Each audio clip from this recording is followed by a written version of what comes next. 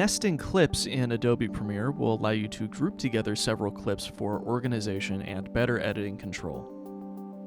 A nested sequence will appear like this on your timeline. You're able to edit it normally by itself like it's a single clip.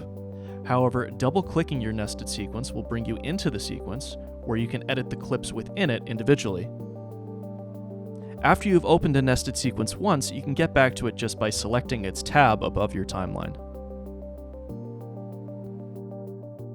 Let's say I've edited a scene and I want to group everything together so I can treat the scene as one clip in my timeline or edit it independent from the rest of the project. Creating a nest is the perfect way to do this. To create a nest, highlight every clip you want to include, right-click, and select Nest from the menu. A window will appear asking you to name your new nested sequence. Once you click OK, your clips will be grouped into this single green clip, your nest. Let's double-click the nest to open it and edit the individual clips. Let's say I have 3 graphics like this that I want to place effects over together. One way I can do this is by nesting them.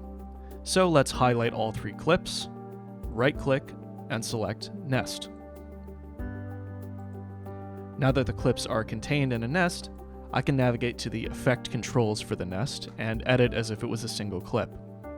For example, let's go ahead and adjust the position. And as you can see, all 3 clips are affected by the editing since they're contained in a single nest. That's how to use nests in Adobe Premiere. Thank you for watching, and be sure to subscribe to the TSW YouTube channel for more.